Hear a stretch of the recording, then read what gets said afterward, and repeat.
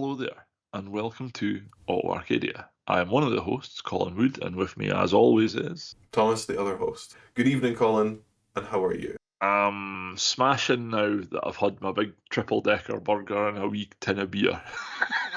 I was not smashing earlier.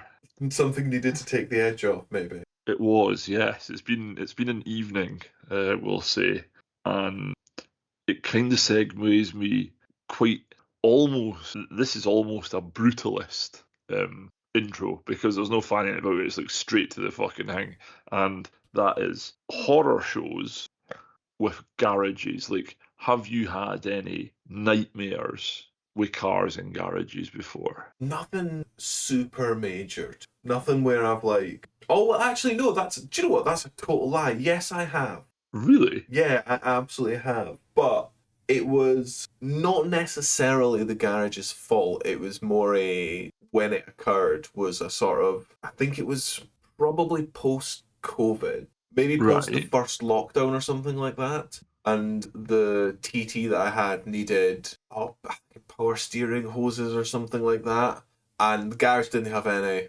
And it had to be ordered from Audi in Germany. And it took fucking months to arrive. And then because it had taken so long to arrive and the car had sat for so long, it needed a little bit of attention just for sitting for such a long time as well. So Yeah. it ended up being like it took way too fucking long and it cost way more than it fucking should have for what the job was. But that was by and large Audi ownership, so That's fair, man. Why do you ask, Colin? Well, as you're aware, my life is rather fucking busy at the moment. So I didn't really have time to change the clutch on Bex's car myself. So I put it into a garage which will remain nameless, much to my chagrin. But it was a garage that was recommended to me by a family member. So I was like, okay, cool, I'll run with it, and we'll bang it into the garage and we'll see what they do. And that was 6 weeks ago. Yeah, that's And not okay. Not for it, replacing a clutch. it's not okay. And you know what, right? Bexy's wee Swift, it's a 4x4 Swift, which I get. It's 4x4, and it's quite rare because of that. And because of that, drivetrain parts can be difficult to get hold of. But we also live in a day of the internet where I know for a fact I can have the clutch delivered to me in 3 fucking days from eBay. Yeah. No, I mean, there's no excuse for not being able to source parts at all. No, I mean, like, this is the thing that fucks me off. The thing that really fucks me off about it was the no communication at all. So, Mm-hmm. like, he had the car for fucking a month, and I was like, what the fuck is actually going on here? I tried to phone him like 30 times in a day because he just would not pick up his fucking phone. Got lip on the phone, like as if, why are you phoning me? So, well, you've had the car a month. What's fucking going on? Did you know the car was a 4x4? Aye, funnily enough. Did you? Didn't escape my notice, mate. I know that my missus's car was a 4x4? I'm like, yeah, it says fucking 4x4 on the boot lid. That's a pretty big giveaway. And he's like, oh, well, I'm having trouble getting the clutch because of that. Like, I'm going to have to buy it for Suzuki, and that'll be like a £600 job. I was like, you can buy the clutch for 130 quid on eBay, and it's delivered in 3 days. Why the fuck are you still fanning about with this after a month? Why is the car not finished? Oh, well, I was like, I don't fucking care. Just get it done. Get the part for Suzuki. I'm past caring now. But fucking phone me or give me a text in a couple of days just to give me an update. Like, let me know what's going on. Oh, well, fucking, I was like, look, give me a fucking call and let me know what's going on. And fast forward a fortnight, not had a text, not had a phone call. Tried to phone him like 10 times today. Just can't get through to him at all. So there's going to be a rather irate 6'4" solid gold dancer on his fucking doorstep tomorrow when he opens the garage. Yeah. Well, if you see my folks, say hi. I will. I'll wave. I mean, nothing extreme is going to happen because I'm going to have the baby with me. Well, I say nothing extreme. If he gives me lip about it, he's definitely getting a skite to the fucking jaw, like. But we'll see what his attitude's like, and we'll go for there. Do you know if he's even started disassembling? Oh, my mum has seen the car on the ramp when she was in for her car, and it was in bits. So, like, it should be fucking getting done, you know. Man, that's so annoying. Honestly, like I was we went to pick the car up today. Like I got a lift down from my mum because Bex obviously doesn't have a car, so we can't fucking magic ourselves there. So gets the lift down because he said it'd be ready to pick up today. Right, it'd be ready to pick up Friday evening. So we drives down. My mum started work at 3 in the morning. Right, Oh, that's annoying. 7:30 we get there. Where's the car? Where's the car, mum? Thought you said it was ready to pick up. He fucking said. He fucking said it was ready to pick up. I was like, well, it's fucking no here, is it? It must be in the garage. Can he pick it up if it's locked behind a fucking door? Can we? So I've been raging about it ever since. And it's a discourtesy that's getting me. Like I could live with it. I could live with it if he'd fucking told us. But it's the fanning about and people not like just saying, look, be ready to pick up tomorrow morning, not tonight, because we need to get at a road test and that. We had a wee bit of an issue. Not a problem. Cool. Thank you for telling me.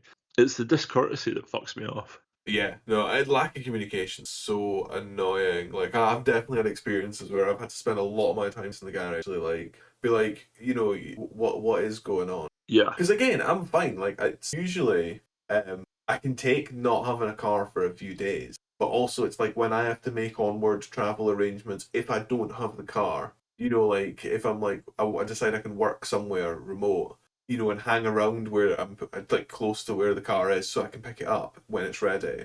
But if it's like not ready, it would be nice to know that kind of Yeah. as soon as so I can make onward travel. And I usually say I'm like, look, just let me know what the crack is straight away just so I can get a train home if I need to and I'm not getting home at like 9 p.m. like a late train. Yeah. And like it's fine, I do not mind. I appreciate that sometimes a job takes longer than expected, but please fucking tell me when it does. Please, Yeah, just man. please. Because the thing that really fucks me off about this is because I know how easy it is to update people because I've been on the other side of this coin.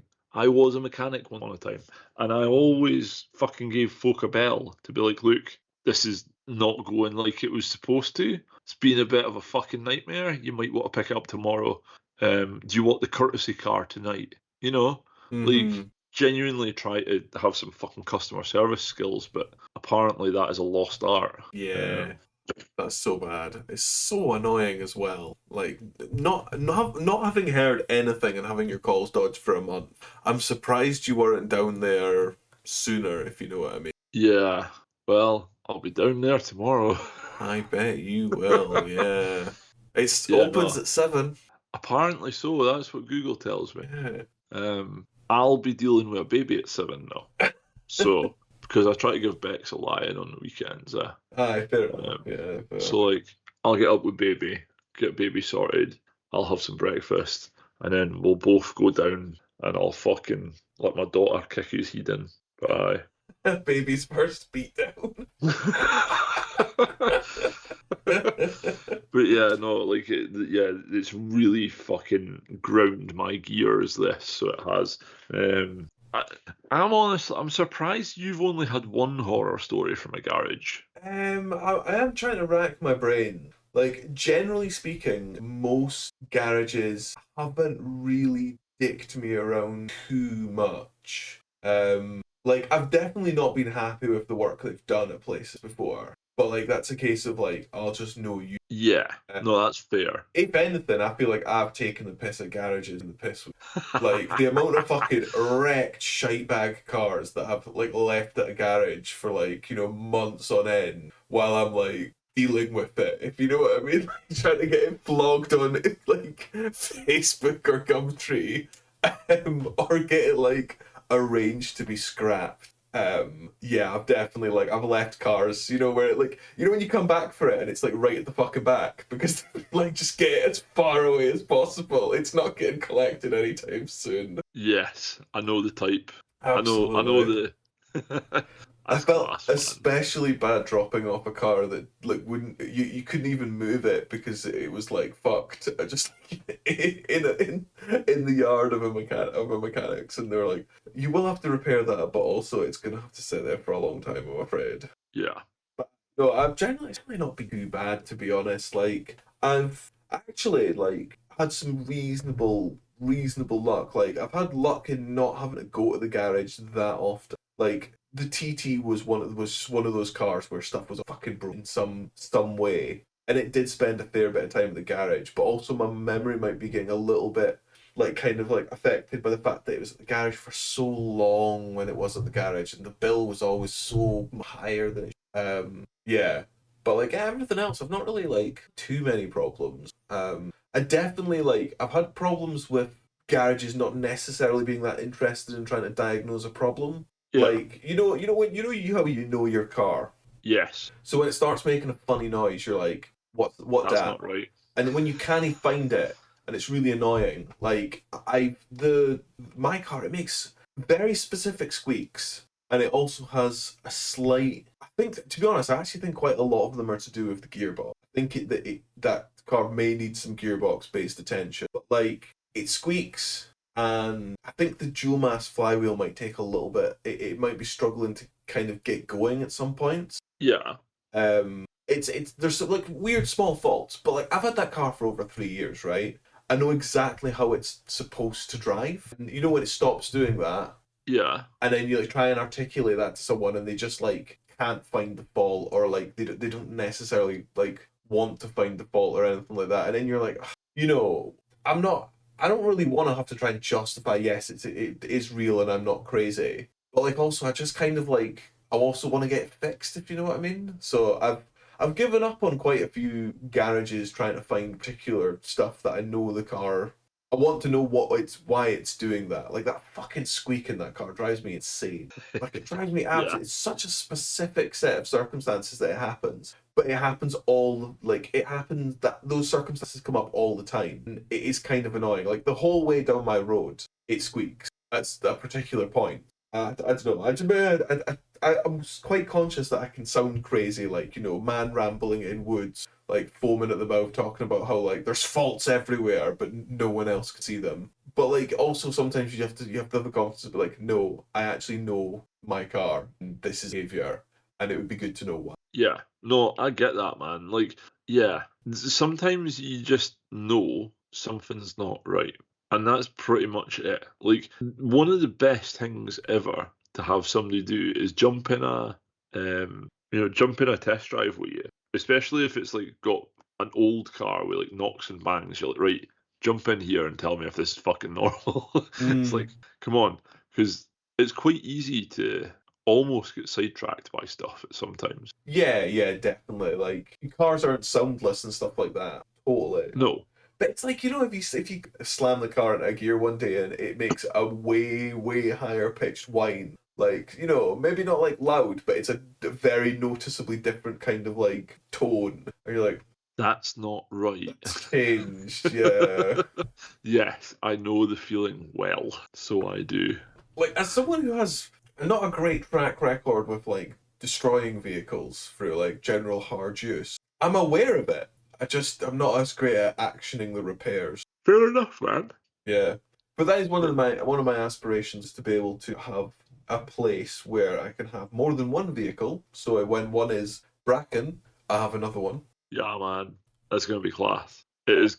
It's fantastic when you get somewhere to work on them. Like, Yeah. Also, it'd be nice to have somewhere that's got like a garage with like a bit of space, so I could be, you know, I could do slow working on stuff without getting cold. Man of yeah. comfort. See, being able to work inside, such a fantastic improvement. Yeah. No. Completely agree with that. Yeah, like once you've worked in a garage, working outside feels like it's like having to wash your own dishes when you're used to having a dishwasher.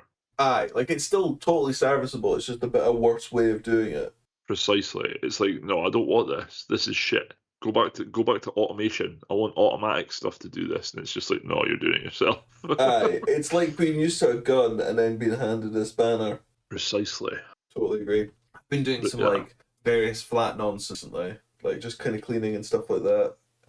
Just kind of a bit of like tidying up and refurb and stuff. And one of the things I've recently discovered is brush on drill. Oh yes. Big fan of brush on drill. Yep. That's the thinking man's approach to cleaning. Just use a really powerful drill and fucking Rip this stain away. You know, there's a car equivalent of this, and it's the wire brush attachment for an angle grinder. All right, yeah. And this is a fucking medieval looking bit of kit, like. Admittedly, when you're looking at them on like the internet, it doesn't look all that medieval. But when you're using them, and these things are rotating at like fucking 2600 RPM, 30 millimeters away from your fingertips. Oh, they do the job. I've just sent you a little Amazon link. Oh no, man! I've already looked it up, and like, yeah, that thing will fuck you. Like that Yeah, will take your skin clean off. it's I'd no be messing with that. I know how dangerous steel was. oh yeah. But see when you've got a car, right, and you're like, I want to clean the underside of my car to put fresh underseal on it. That thing, That's your boy. that is the boy, mate. That is the daddy. So it is. And a mask and some goggles. Yeah, the first time I ever did it, I just put like goggles on. I didn't have like a face mask on. And I was picking like bits of wire out my cheeks and stuff, man. Oh yeah. Because like it rips everything to shreds. Like it goes from grime to almost polished bare metal within a couple of seconds. Yeah. And like everything just goes everywhere. And like I stood up and like I was shaking my shirt to get all the shit out from inside my shirt. And like it was stuck in my armpits, fucking everywhere. Like it was inside my trousers, the lot. Like Oh if yeah. you're doing that, wear a fucking boiler suit with a full face mask. Mm-hmm. Honestly, maybe I need to get the same sort of weird, like beekeeper positive, like airflow, kind of mask and stuff I used to have to wear in the lab. That definitely would, well, not the ones we had because they were tracing paper thin, but a more robust one would definitely protect you. Oh, definitely. Like, aye. Oh, the first time you pull like a strand of wire out your cheek because it's like fucking ejected out of the wire brush, you're like, yeah, I'm putting a face mask on here. Yeah. Maybe this once I will wear a mask. Yeah. But no, that's sorry, just your brushing the drill story. I was like, oh, this reminds me of this. Honestly, like, but you would use the mechanical version rather than getting out your fucking steel brush and brushing something down. Like, I don't know how much steel brushing you've done in your time, Colin. I imagine it's a fair bit, but I have also done a fair bit, and it can get fucked. Yeah, it's not the most glamorous of jobs. It ain't no change in spark plugs, put it that way. God, getting steel. I hate steel brush stuff. Anything that you needed a wire brush for, I was like, oh, this is. Yeah. No, it's fantastic. Like it really doesn't matter what it is. There's a job There's a job created for that job. There's a tool created to do that job. Yeah, I quite fancy one of those like multi tools. You know, one of the battery operated multi tools. I do like them. They're quite Oh, handy. mate, I've got chat for you here. I went into Lidl the other week. Well, actually, maybe Oh, a the month Middle ago Isle of now. Dreams. Yeah, the Middle Isle of Dreams had multi-tools in a 12-volt, 2 amp hour battery for fucking 20 quid. And I was like, you know what, right, Bex, I says, I've been looking at getting a multi-tool for fucking ages. I says, and the thing that's always put me off is I was like, I think I reckon they're probably a bit gimmicky. I don't think they'll be that useful. So I've never like stumped up the change to get like a proper bad boy Makita one. Aye. And I was like, but that's 20 quid, and 20 quid is not a lot. So No, it's totally not. we're going to give that a go. And honestly, you know the photo of the TV unit I sent you through? Aye. That made that so fucking easy. Like putting little square holes in the back for like getting USB plugs and stuff through. Easy fucking peasy, like. Oh, nice. Yeah. I've used it. I've the lab used to have a couple of the Makita ones, and I was really quite impressed at how good they were at like pulling. The rig we used to use it on was a corrosion rig, so it would Right. be stainless steel bolts that kind of like were on.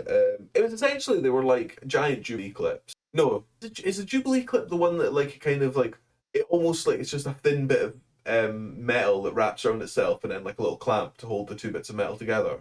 Yeah, with like a screw on top. Aye, exactly. Yeah, they're basically one of those like big ones of those, but because they're in like a corrosive environment, they like it's not, they kind of corrode even over the course of a test, so that you have to like break the kind of the corrosion and the friction from that, you know, like the extra effort to loosen them off. And that Yeah, Makita hand tool did not give a fuck. It was so good. Like, I used to strip them down by hand sometimes when I couldn't find it because it had gone walkabout. And it wasn't like, you know, some stuff like fucking concrete molds sometimes, or if they've seriously been sitting for a long time and no one's oiled them, they can be a right bastard to like just loosen the bolts off to get them going. Like the point where our airline would never, ever, ever, ever had enough torque to release them. You would always have to hand loosen everything and then use the air gun to just kind of remove stuff. But that Makita was really impressive. And even the wee, like, you know, the wee pissy ones that like just like do like electric screw driving, and like they have like a little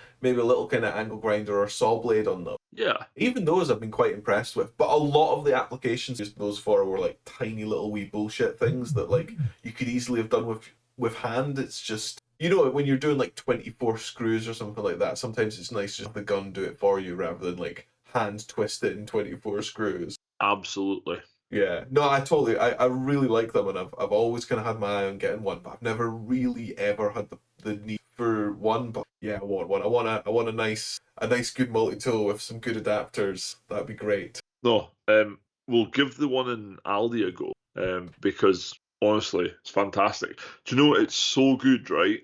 That I picked up the electric 316 ratchet that they do. Sorry, 3/8 electric ratchet, and it's fantastic as well. Electric ratchet. Yeah, man. There's no more fucking using my hands like a poverty-stricken peasant anymore. It's all electric power here, baby. But yeah, no, I'm really impressed with both of them. Like they're just 12 volts as well. Like I think the ratchet was 40 quid, which is still pretty fucking cheap. But yeah, man. In fact, I'll send you a photo. Oh yeah, no, it was one of the ratchets we must have had for doing the for undoing bolts and stuff. Yeah, those ratchets are they are absolutely fantastic. Those things, I love them. So much easier than doing it yourself. The ratchet, and that's the multi-tool. Yeah, There is you're tempting me, man. You're tempting me with tools. I'm trying to declutter. I'm trying to remove the amount of tat that I've got. Just wait till you've got a garage, mate. Oh, I know I just am wait. really looking forward to having something more substantial. Yeah, I've sent them through to you. They're really, really cool bits of kit, man. Honestly, see for outfitting a garage, man. Do you know this is actual legitimate advice for anybody that's listening as well? See if you're outfitting a garage and building a toolbox. Certainly, if you're in the UK, go to Halfords. I mean, their tool sets are all right from Halfords. I mean, so everybody always prattles on about Snap-on. You'll have heard of Snap-on. Yeah. Snap-on being like the gold standard. This is as good as it gets, and then it's like, well, what makes them so good? And everybody goes, oh, they're a lifetime warranty. Halfords Advance has a lifetime warranty and is a tenth of the price of Snap-on. Hmm. And it's absolute no quibble. Like I've broken stuff that I've had for like nearly 17 years now, taking it in, and they're just like, oh fuck, I've not seen one of them for a while. We'll order it in for you. Smashing. Like no quibble. Does it say Halfords Advanced on it? It does, aye. Right, there you go, you can have a new one. I took my toolbox in, right? So when I was working in the van all the time, I put a toolbox in the back and I forgot to lock it one day, and all the drawers swung open, and then it toppled over and like properly crimped all of the fucking rollers for the drawers. Mm-hmm. And I went in and I was like, I know there's not a lifetime warranty on this because it's a toolbox and it's only a year, and it's like a year and 8 months old now. I'm like, but I had a bit of a fuck up where I left the drawers open in the back of the van. Would you do me the runners on warranty? And they're like, yeah, sure, fuck it, why not? It's like class. So they ordered me all the bits I needed to rebuild the box, and I just rebuilt it.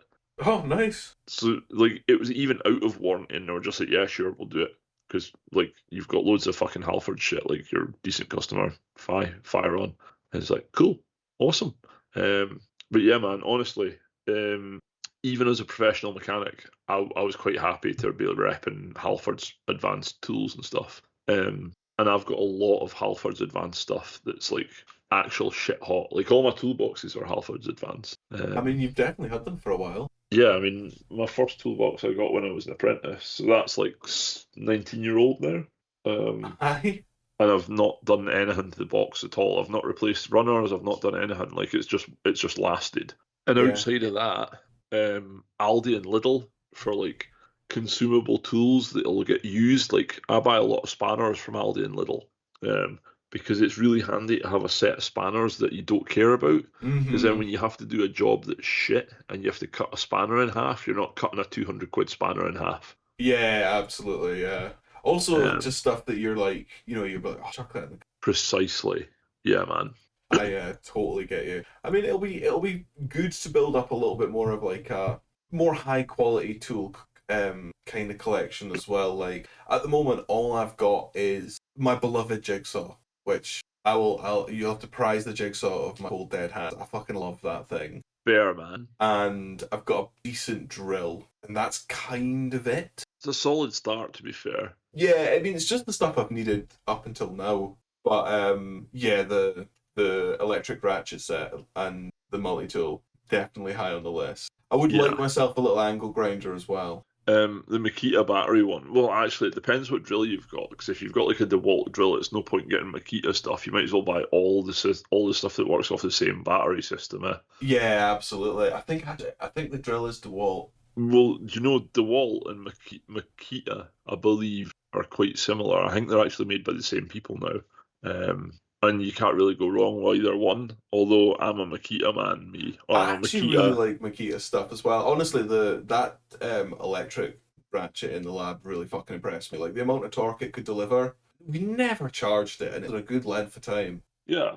I mean, you get some beasting batteries as well. Like you go to Makita, not Makita, Milwaukee, you can get like 10 and 16 amp hour batteries, which is fucking ridiculous. Mm.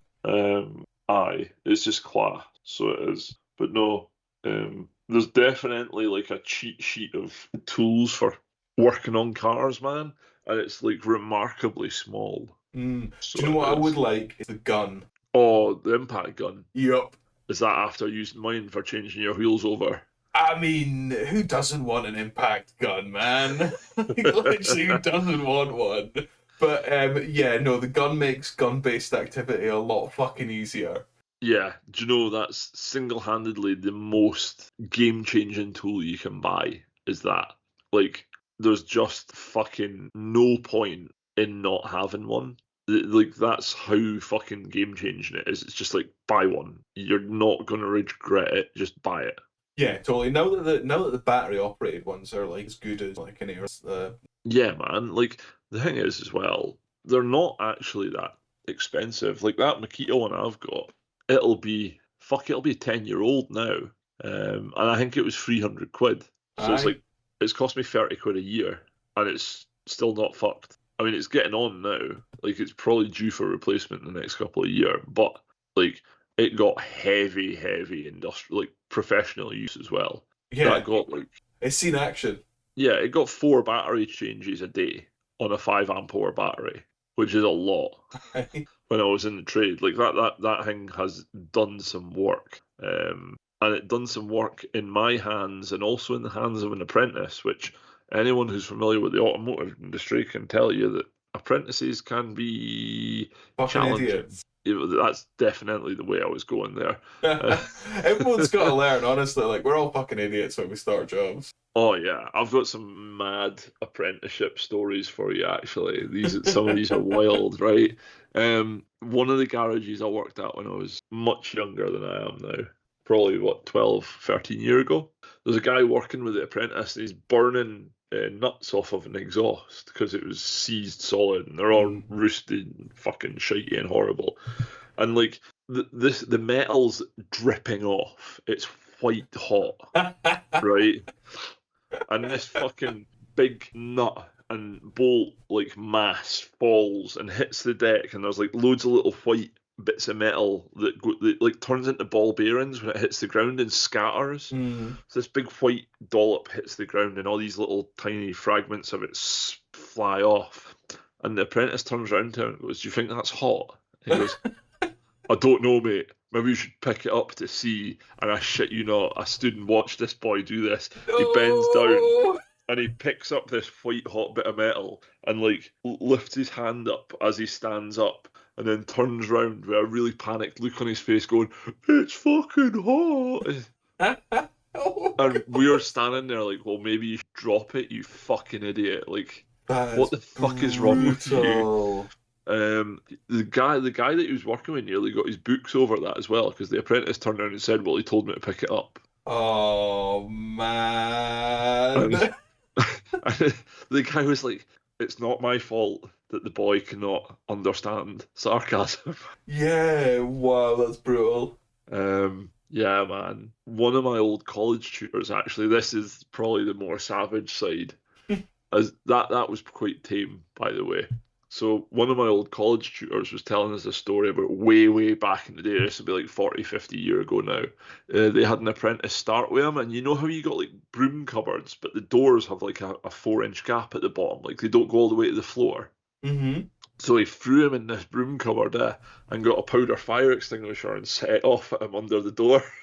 He didn't, but he had asthma.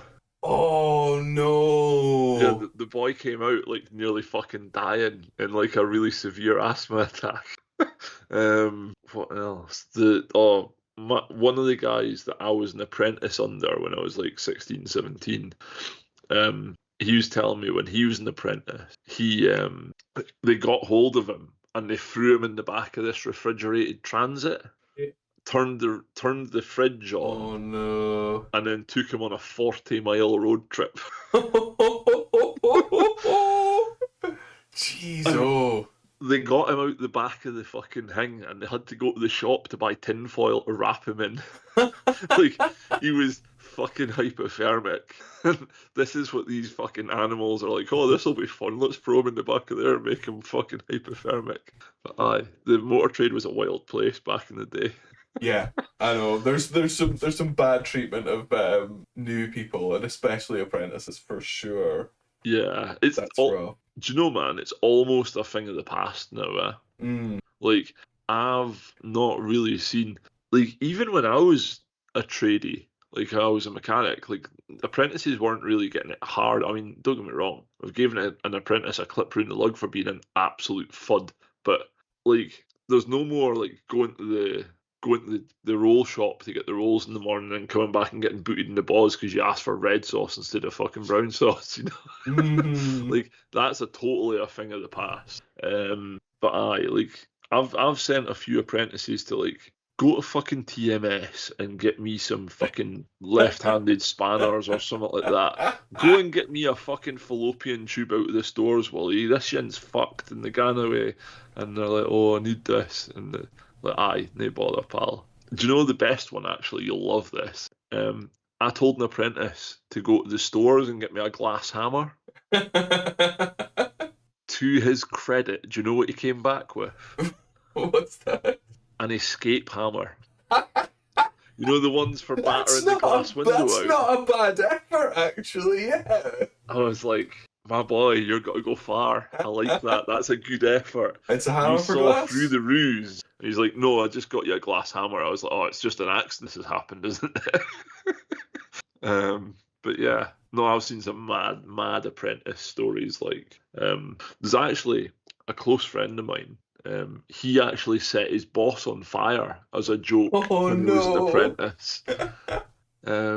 I don't know. It wasn't a joke. I don't think he meant to do it, but he was fannying about, and he got brake cleaner, and his boss was being a proper dick to him, so he got brake cleaner, and it wasn't actually his boss he was doing it to. He was waiting on another mechanic walking through this door, and he was sitting with a lighter and a tin of brake cleaner, and he's got a like flamethrower him.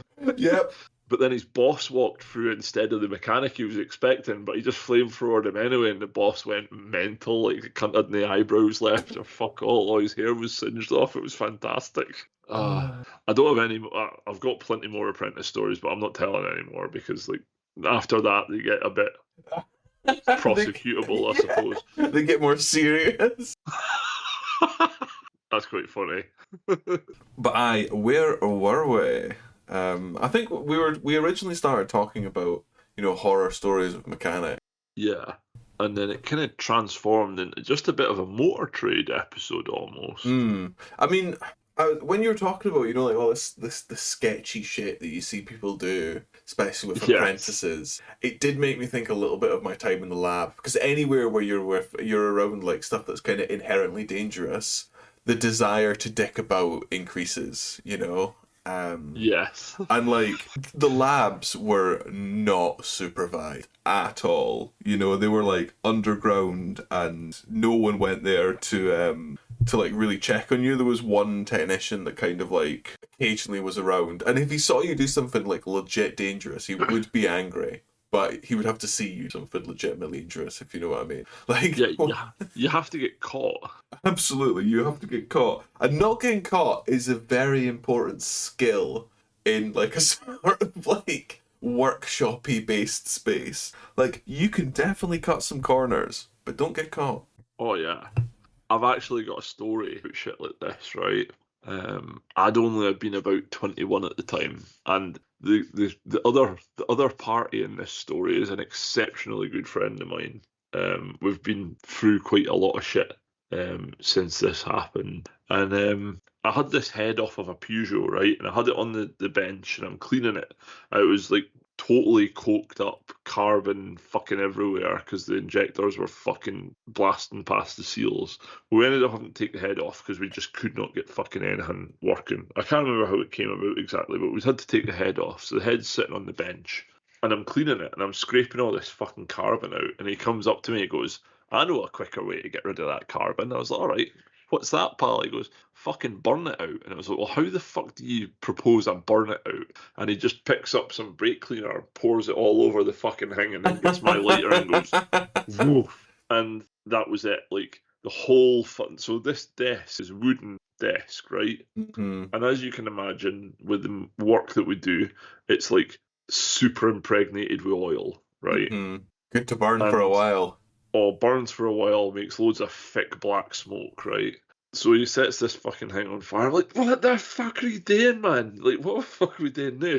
He's like, well, I didn't think it would get up like that. The flames are licking like the ceiling at this point. We're like, That's totally famous last words when you've got a fire. Oh, I don't think it was that bad. so this is the bit though. So I goes to get the fucking the watering cans that we used for puncture repairs and stuff. So I goes sprinting out of the top workshop. So the top workshop sits like at the top of the yard, and then there's like a hill that you go down to the lower workshop, and then the office and the stores was in the middle. But you have to like go in front of the office and thus the boss to get to the lower workshop where all the tire stuff was kept. So I goes sprinting down this fucking hill, and then I gets to like a foot before I get to the front of the office, and I totally stop and then just walk really casually across. And then as soon as I'm out of eye shot, sprint into the workshop.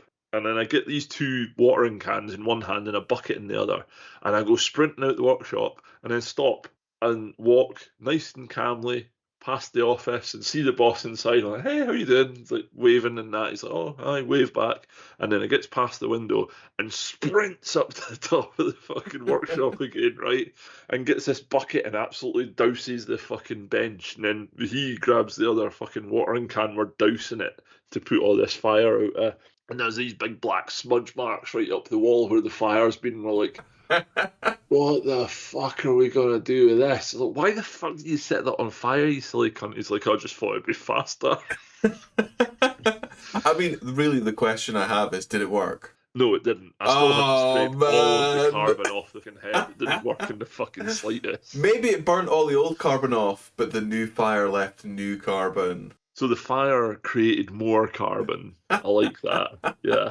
Do you know what? I feel like I've actually led quite a sort of blessed life in the lab, in the concrete lab, because almost everyone I know that was in there for a number of years fucked something up in a fairly big way. Right. Damaged something. Like the two notable ones I would say were the two floods that we had where someone had left the drains were terrible, right?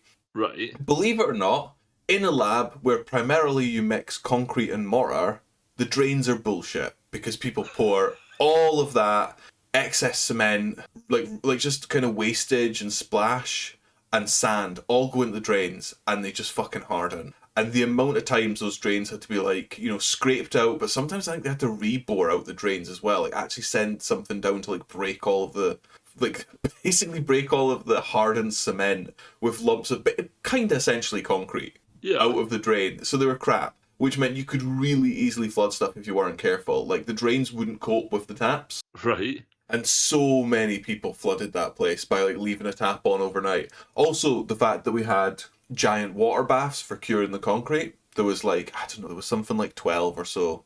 10 or 12, like 5 on the bottom, 5 on the top kind of style. And the way to fill them up would be just with a hose. So you would just chuck a hose in. And because they were massive tanks, I can't remember how big the litres were, even though I ordered a couple, I can't remember. But it would be like a sort of one of those ones where you can come back in about half an hour and if it's been empty, it'll still be filling, no bother, if you know what I mean. Yeah. So people often would like chuck it in and then fuck off and do something else. But then loads of people would forget and they would flood the entire lab from that. And one morning I came down and there's a set of steps down the lab and there was like water up to the bottom of the steps. And the whole lab then like tilts slowly downwards to where the actual mixing room is. And the water just got deeper and deeper and deeper as you went. And there was about an inch just everywhere along this whole massive lab area. But the real issue is the fact that our electric lift for lifting materials between the top floor, which was ground floor, and the underground lab, the all of the mechanism for that was in a kind of like recess under the machine. So it was below like the rest of the floor level. Right. So that fucker got absolutely flooded twice, and once it had to be fully replaced, I think. Oof. Yes, not a cheap job to get all of that replaced. Like, obviously the carriage itself, like for the platform for going up and down was fine, but like all of the mechanism and stuff like that was totally fucked. Which was a bit of a painful one, yeah. But like, God, people flooded that lab all the time. I was very lucky. The only thing I broke was a very expensive bespoke test tube for measuring the surface area of particles. Right. But like comparatively minor levels of damage I caused to that lab. Yeah, man. Oh God, I once saw this was bad. This actually literally coloured the lab floor a different colour. One of the experiments. Hold on, the whole lab floor. It wasn't even coverage. But what I will say, like, how fucking impressive was the spill?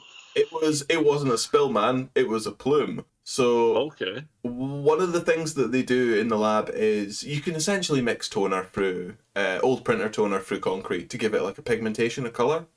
Okay. So we would have lots and lots of buckets of powdered toner, essentially. Now, powdered toner is, I think it's hydrophobic.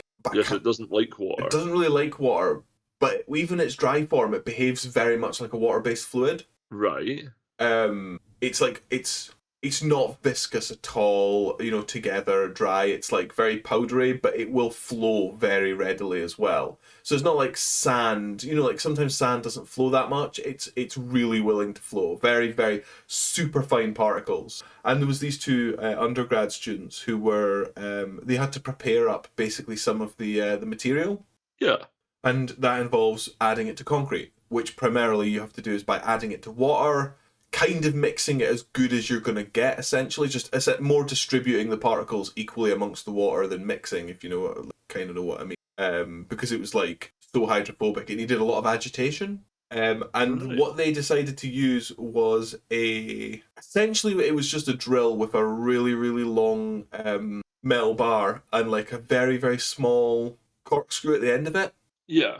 And they put that into a bucket filled with this dried toner powder, and they just turned it on, and it fucking went everywhere. Like, immediate smokestack of bright blue toner went fucking everywhere, right? And everywhere it lay, it was almost impossible to get it off because of like the nature of the material. And it eventually just ended up kind of like becoming embedded in the floor. So there's like all this crazy blue pattern everywhere with like some footprints in it as well, where people were standing in it and it got like mostly transferred to their shoes. The two students got absolutely coated in it as well. And that was kind of before we had better PPE. So like, I assume that they probably threw those clothes out. But yeah, that was a particular big fuck up. The technician ballistic at that one, which I can understand. Yeah, that's fair. Like when you leave everything and then come back and everything's bright blue, yeah, I can see why you'd be Yeah, annoyed. yeah, absolutely. When you see two students frantically trying to clean up something that doesn't really want to be cleaned up, and they're both like Smurfs. Yeah, something's going on there. It needs to be uh, investigated further. I've God, I watched actually some fucking horrible stuff happen. I've got a story in which me and the guy that set the bench on fire have another story, right? There's actually quite a few. There was one where we were throwing darts at everybody. Feels like you were the But dream team, you two. oh yeah, we were fucking. If there was chaos, it was us that were involved. But anyway, I'll leave the darts story alone because it has potential dangerous ramifications. But we were doing a clutch once, right? And we'd been fanning about all day, like just dragging the fucking job out. It was like a Friday when it came in to get done. We started it on like 8 o'clock. We were just getting it all back together at like 4, and we go home at 5. And apprentice is on the ramp. I'm underneath. We're just fanning about. He's building up in the engine bay, like putting all the plastics in the battery tray and everything back on. Mm-hmm. I'm underneath putting all the plastics on and everything just before we let the ramp down.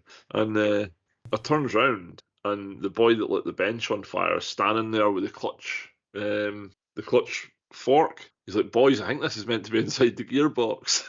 We forgot to fit the fucking thing, because we were that busy fannying about.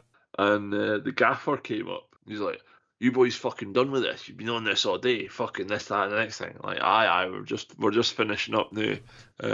So by this point, like the car was down, and the apprentice had jumped off the ramp, and he picks this clutch fork up and was like, "What the fuck are we doing with this? Car won't drive without it." I was like, throws the apprentice back up on the ramp, puts the ramp up. I was like, "You get up there, strip everything down up there, jam me. I'll edit that out as well."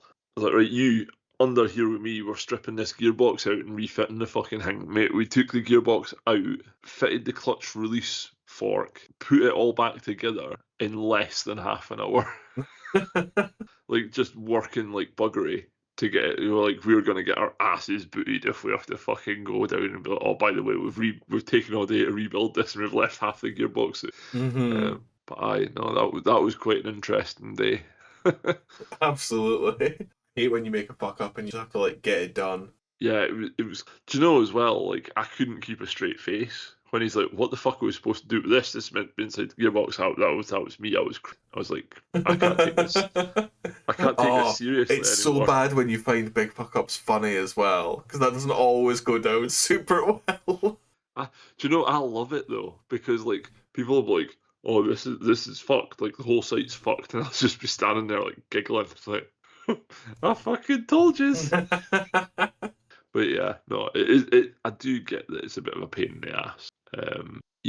Because people just want stuff to work, and I usually just want to watch the world burn, which is not a. It's not a shared view of what we want to happen. Put it that way. Yeah, no, not everyone's in it for the chaos. No, I love a bit of chaos though. So Yeah, I'm not sure how much of a fan of the chaos I am. Chaos is more entertaining when I'm not directly implicated in the chaos. I don't care, mate. I don't care if I'm in the middle of it or not. I just want to watch everything burn. So I do. But yeah, no. Do you ever miss working like doing the mechanicing? I do occasionally, yeah. Like I had a pretty strong desire to start a garage again, maybe 4 months ago, 5 months ago, Mm. and then I came to my senses and I was like, no, that'd be a shit idea. You want to leave that fucking well alone, big lad. You were as unhappy as it was possible to be back in the day when you were a mechanic. You totally don't want those rose tinted glasses to get you, because sometimes I feel the same way about lab work. I'm like, it was great exercise, kept me really fit, and like I do quite like it. I like doing I love doing testing and working with my hand. God, do I find my chore now? Novelty's worn off, and I'm Yeah, no, man, I'm on board with you. Like, occasionally I get the idea, I'm like, I could just go back to being a mechanic and like no be interested. and then like I'll have to do a job on my own car, and I'm Mm-hmm. like, I'd rather shit in my hands and clap than do this for my full-time job again.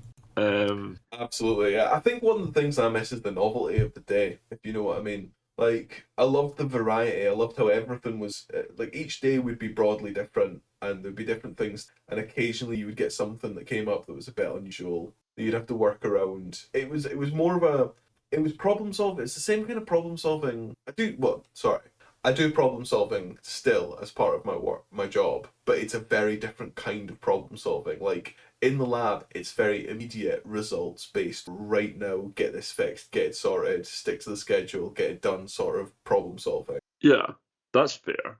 Whereas now it's a bit more delayed. Like you've almost got time to work on it. Now, problem solving can be like a multiple day sort of thing where you think about it and you test it and you. It's not like about just getting it done and making it work. Yeah, man. I totally get what you mean. I miss that whole thinking on your feet and like, right, okay, what is practical that I can do right pretty much right now? It's within reach. Like what fudge. Yeah, because I get this at work as well, where like I'll have days where I go back on the tools to help out, and like I do it, and I'm like, oh, I missed this. Like I could go back on the tools full time, Mm, like quite easily, and then I'm just like, nah, fuck that. Like it was nice for a change, but mm-hmm. I like going home at night and my knees don't hurt and I'm not totally fucked and I'm not like my hands aren't burst open and I've not skinned all my knuckles and like I don't miss that, you know? Oh no, 100%. I get it. Like, you do a test and you're like, oh, that's a fun little test, and then you realize you've got another 150 of them to roll that were like kind of get done, if you know what I mean. Like the worst is any test from is the worst was the one where you have to do multiples to get like an aggregate result. Because you're committed to the long haul, and then you look at your like testing schedule, you're like, oh god, so much test to be done. I'm gonna be here for so long doing this. And there's all of the unglamorous bits of the job that are associated with it. Like, for one of the tests, I had to make up loads of salt water, and it's just ball ache to do. Making up huge vats of salt water with like big, giant industrial like catering bag of salt. Yeah, that sounds a bit monotonous. Yeah, it's the repetition that absolutely kills me. I get so tired of doing the same stuff. Yeah. No, I resonate with that quite a lot. You know what I don't miss though is all of the like. I'm definitely safer in the job, 100%. Like I remember I was working in the lab and I was in one of the like the upstairs labs, like the nicer, tidier, non like concrete based ones, the more chemical based ones. Yeah. And we had a very very secure solution for carrying liquid nitrogen canister for oh god, I can't even know what test that was for now. A few times pass. But it was like it was a tall cylinder about the size of like it was about double the diameter of a Pringles tube, and about the same height. It was just for pouring liquid nitrogen in to cool a test that required like really really cold temperatures. And Yeah. even though the actual liquid nitrogen canister itself was insulated, you couldn't hold it for too long. So we had a very fancy solution, which was just a giant plastic jug that the top had been cut off, and you just wedged it in the plastic jug to like carry it about, and it worked fine, whatever. But one day I was going to refill the liquid nitrogen, which was obviously in an entirely different part of the fucking building. You obviously want to carry liquid nitrogen through like just regular like building corridors as part of what you're doing. But anyways, I was carrying it about, and then I put it down, like having refilled got it back from where I'd filled it up, and like put it in the machine. Looked at my hands, and they were black. They were like stained black, and I was like, huh, that's quite interesting. I don't remember touching anything that was like like a black kind of like stain or anything like that. And then I Yeah. washed them, and it got worse. It got really, really much worse, and it wasn't coming off. And someone had basically been like just like covered the handle of the jug in, I think it was like silver nitrate or something like that, Right. which we use as part of one of our tests for measuring chlorides, because it turns a particular color when it interacts with chlorides, and it gets in with the sweat on your hand, and it just like stained, and it doesn't come off in water. So like it was all over my hand, just because like people just did not take care at all. And then I was speaking to like one of the technicians, being like, "Oh yeah, this happened today," and they were like, "Oh shit, yeah, that happened to me. It took 2 weeks to fade." And I was like, "No, no, no, no, no. There's no way I've got my palms are gonna be like totally stained for 2 weeks." So I actually ended up taking a steel brush to them, and I think I mostly just took the skin off that was stained. Nice. Because I was like, I can't do this. It also like when you like it bleeds over like the top of your fingers as well. Yep. So it was so obvious. It's not like I could have just kept my hands closed and stuff like that. But yeah, things like that, things like touching a random thing that you that should be clean, and because you're not wearing gloves, suddenly all of a sudden, surprise, your hands are fucked because you couldn't see it. I don't miss that. No, that sounds like it's an absolute fucking ball ache. Like, yeah. We didn't really talk about cars for very long, did we? We didn't. We very, very quickly moved away from cars, but we've had some good crack, Yeah. It'll be an entertaining listen, I reckon. Do you know what? We could talk about cars very briefly because did you see the large crash at the Nurburgring on the 24 hour? I did not. No. Yes, one of the guys died. Ooh. Natural. Wow, Yeah. that was morbid as fuck. That was not meant to sound as like a ooh. Yeah, Cheery sorry, man. I kind of noise. pulled the rug out from under you there a little bit, but yeah, it was like a 7, 8 car pile up or something like that, and yeah, it was really really bad. They actually stopped the race for the whole day. Wow. Yeah, I just wondered if you'd seen that. No, Max Verstappen was competing in it. He was, yeah. Right. No, I didn't know this. This is total news to me.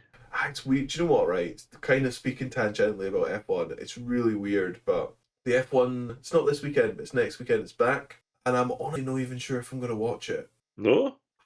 I wasn't really enjoying the first few races, and I've not missed it since it's been away, so I'm thinking, maybe I could reclaim my Saturday and Sunday a little bit and just be like, I'll give it. Fair enough. So, if anything, after I made the case for F1, I am now talking myself out of F1. Well, we did make the case for WRC and BTCC. You could Yeah. replace the need with that. The BTCC might actually, it's on at the moment, it might actually replace my F1 itch. Well, it would certainly tickle the pickle, so to speak. Yeah, totally. But yeah, I mean, that's kind of really the only motoring news that I've got at the moment. Like, I have been kind of a bit like casual browsing of like stuff online, but I can't really think of anything that's super notable that is worth talking about, if you know what I mean. No, man, I'm about the same. My big thing has been the beef against garages, or one garage in particular, who will remain nameless, much to my chagrin. But yeah, absolutely understand that.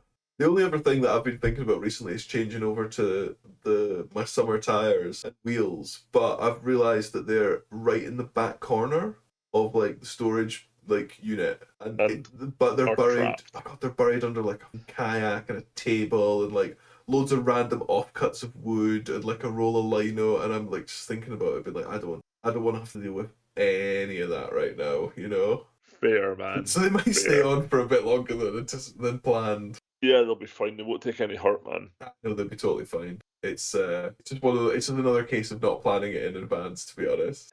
Sometimes you got to fly by the seat of your pants, man. Nothing can be done about it.